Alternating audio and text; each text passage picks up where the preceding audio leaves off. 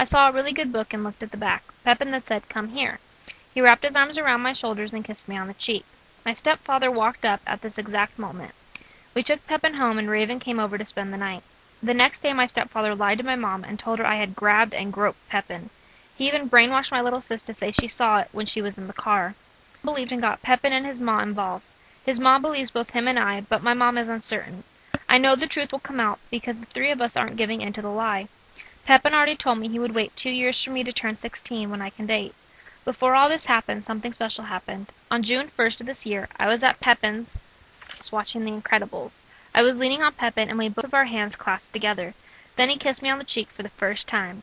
He did it periodically and also on the neck, whispering in my ear that he loved me. It was so perfect, almost unreal. Then all of this happened. Another occasion before this, there was a big storm out and we were RPing as well as talking on the phone. I was listening to music and the song Pretty Baby came on by Vanessa Carlton.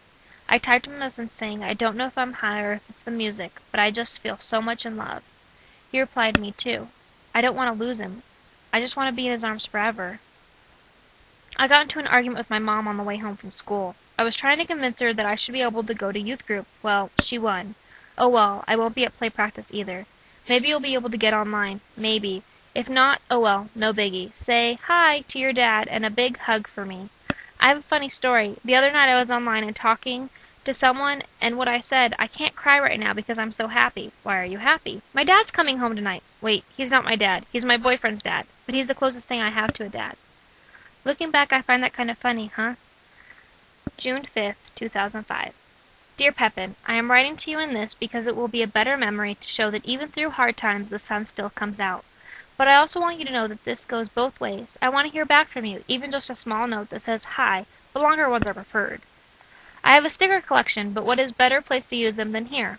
I guess I should be thankful that my mom is allowing me to remain friends with you. I want you to promise me something that you probably already did inside your head. But that no matter what, you will wait for me. I don't know how to put it in any other words, but wait for me? You probably already know what went down, and your imagination can fill in the rest. My stepdad. I can't... Well, yeah, I can believe he lied. But having my sister be a part of it? Because I seriously can't remember grabbing and using his words, groping you. Then he said later, what's the difference between a kiss on the lips or a kiss? I was calm, and I said, the difference is a lie compared to the truth. It was before I talked to you, but I didn't find it disrespectful. He cursed me out, approached me, and my mom stopped him before he hit me. He cussed me out again. I then spoke these exact words. I am going home, because I have never cussed at either one of you, and I wouldn't like to start now. Then I walked away with him calling me a lying piece of shit. I know God wants me to forgive him, but right now it's just too hard. I know things will work out and we will be together again, but I just wonder what God's plan is. You asked me a question earlier, if I believed Jesus was the chosen one. Now I know the answer, because earlier I said I didn't know. When I think about it logically, it is too hard to believe, but when I search my heart, I just know that he was and that he is always listening. I lied to you earlier. I know God listens, he just doesn't always give you what you want. He gave me you, and that in itself answers so many prayers and wishes, and even some lost dreams. I found the me that was lost in the darkness, the me that was living a life of lies. But then you found me and showed me just how happy I could be, and showing me waking up each morning can be accomplished with a smile and hope. I don't know if I have ever told you this because I constantly deny it even to myself, but I was seriously in a suicidal mood. It was my fault everything was wrong, so I should eliminate the problem. I was thinking this during the play. I can't remember exactly when. I was in my house and I had written a letter to my mom. I wasn't really sleeping at the time. Then I thought, I can't let everyone down. I have to do the play. Then throughout rehearsals, a friendship grew. And then one night, God, I like to think, had that friend knock some sense into me. But it still hurt. Since then, I guess something that wasn't turned on started working, and I haven't walked down that path since. I am saying this not only because you were that person, but also because it proves that things could always get worse, and once you hit bottom, there is only one way to go, up. I am so happy to have been given someone as special as you in my life. The fact that you are willing to wait and work with my parents. I was once asked if it was true, if you were the one. I closed my eyes and smiled. I opened my eyes slowly and said yes. She asked me how I knew. I replied, not only would I die for him, but I am living because of him. After that she just smiled, then added, so that's how you know. I still believe that. I think I always will. June 2nd, 2005. I am in one of my super duper high moods. I love dragons. This one's a bit evil, though. I guess I never looked at it as me changing your life. I never thought I had the ability to make anyone happy. But I knew there was a reason you hadn't done away with me yet. Or was that my job? I guess I didn't realize how big of an impact you had on my life. It's the little things that I seem to remember most. It's the little things that no one can take away. It's the little things that make life worth living. It's the little things that show me just how in love I am, just how deep I have fallen and continue to fall. Love, as well as guys' stomachs, seem to be bottomless pits in which, if you allow, you just keep falling and not a single moment is dull or ever to be forgotten. I was told you never forget your first love, but maybe my first will turn into my last. The one that makes me happy every moment. Love is a bumpy ride. That's what makes it fun. And your family. I almost feel more loved by your parents than by my own. And your sisters, what can I say? I don't think there's a positive aspect about my family. I want to ask you something. Back when I was cutting, you told me that you wouldn't be able to live with yourself knowing you would never see me again. How do I change that? How could God ever forgive me for turning my back on him? I had given up hope. Change of topic. I need a nickname. I realized Tigger was my brother's name at camp. I just can't think of anything suiting. I guess only brought that up because the topic of God is just so big and I'm only a small grain of sand among so many other grains of sand across the shore of the sea. June 8th, 2005. Dear Pepin, life just got a whole lot harder. My mom says that your mom lied to her about the videotapes. In a way, she kinda did, for the right reasons. My mom says it just made things worse because now Brian is saying that you are lying, just like she did. My mom said it might be best if I don't hang out with you. But that is where she is wrong. Don't worry. I eat. More than likely eat too much. I hope you had fun at youth group. I wish I could have been there. I hope I get to go next week. I think the best thing to do about Barnes & Noble is just drop it. The topic has already caused many problems. I'm just tired of being called a liar and hearing him accuse you of being a liar. I guess you just can't make anyone happy. In that last sentence I was talking about myself in third person, not April 9th, 2005. Dear Pepin, yes, I'm writing today, Friday. Yesterday I came home, laid down, and pretty much passed out. I woke up at 7 p.m.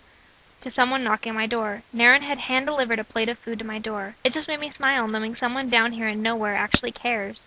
Then after eating I got dizzy and laid back down. I had the craziest nightmare and it seemed so real. You were in it. The dream still has me confused. Well, I'm gonna go. Love you always. June 11th, 2005. Dear Pepin,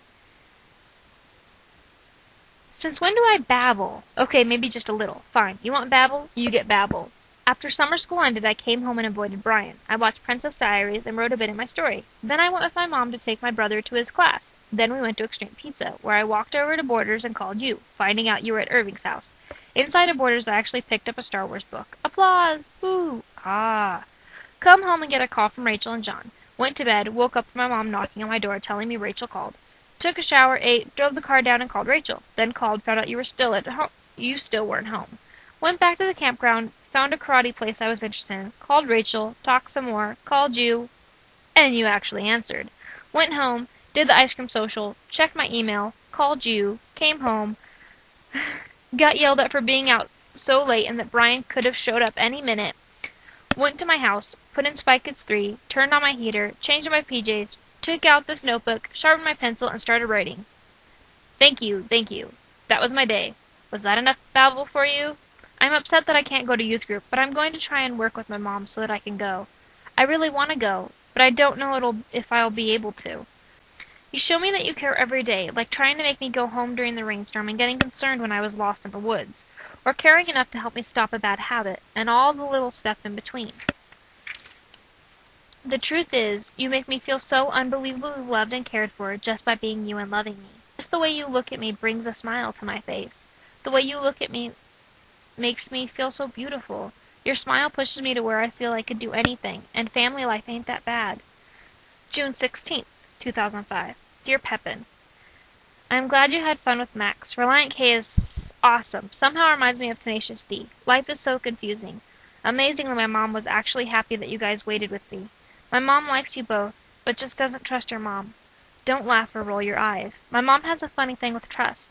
You will have her trust for life unless you break it, and my mom felt as if your mom lied, breaking your trust. Warning, upcoming rant. I don't understand. How am I supposed to make a difference? What am I supposed to do? Why is all this happening? I hate the fact I don't know where my dad is. I hate the fact my sister is lost. I hate the fact my brother is going to so many meetings. I hate the fact my mom is so stressed out. I hate the fact I feel like there's nothing I can do. I hate the fact I'm crying. I hate the fact the sun is getting dimmer. I hate the person I have and am becoming, so insecure and lost. I just can't take it. Well, I'm going. If God is out there, where is he now? June 16th, 2005. Sorry about the rant in the last letter. Tanya blew me away today. She was looking through a book of models, and all of a sudden she says, I hate her. But what blows me away is why. The reason was because she was wearing a cross necklace. So shows you how much of an influence Brian has over her. My mom yelled at her, though. I'm watching Cinderella. I had my hair layered today. My mom and brother say it looks great, but I think it looks funny. Lately I've been on an emotional roller coaster. My temper has been on a really short fuse. I need to control myself because if I don't, he wins. Heather just called me. She has to be one of my only friends that makes living with Brian look okay. Her dad's an alcoholic, and when he drinks he hits her family. He's been in jail 3 or 4 times. They have a restraining order, but he keeps coming back. There is just nothing I can do. God, I'm tired of depressed topics. June 20th, 2005. On a long walk. Halfway through it started pouring down rain. Pretty much the whole time I just talked to God and cried. I prayed for you. I want to talk to you so bad. I need to talk to someone I trust. I want to just be held and cry. I'm going crazy, craving blood. My mom told me I seemed quiet, and Carla told me I seemed depressed. I found a way around the promise I made to you. It is already done, but I should have read your letter. I still haven't.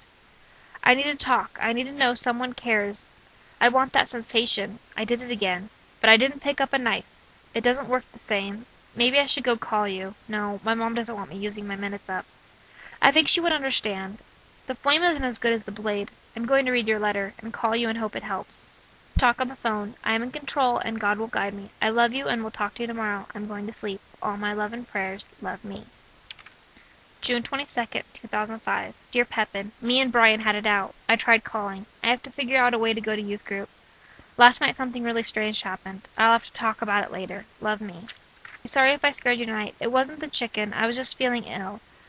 I bought and put your birthday present together. I hope you enjoy it. I am so mixed up. Every time I close my eyes, I see a black hockey mask and a knife. I don't feel like sleeping because I feel it will be really strong. The sleep is beckoning me. I will write in the morning. Love me. I'm tired of the life I have been trapped in, like a bird with clipped wings in a cage put in the window so that the skies can taunt it. I'm gonna go dance and try to sleep. I love you very much, and I'm saying saving smiles for you. June 23rd, 2005. Life is crazy. My mom is stressed, my brother is a hormone-raging 17-year-old, my little sister is in my stepfather's control, and my stepfather is an ass. I had a fight with him. I was using Vex and he was on the total defensive. I feel him and my mom are going to separate. Enough about him. Have you ever gone to the doctor and just realized how much they can find wrong with you? Well, I feel I'm overweight. My mom says I am fine. My friends say I'm anorexic, which I am not. I have had a journal of letters back and forth between me and Pepin. We give each other little gifts all the time. Lone Wolf, my friend down in Florida, is worried about me. I'm supposed to go visit this summer. Lone Wolf, Pepin, and I 3-way call on weekends since I got my cell. My stepfather took away all my privileges and says I am not his kid. My mom and him constantly fight, and he is constantly putting me, my brother, and my mom down with the negative, degrading comments.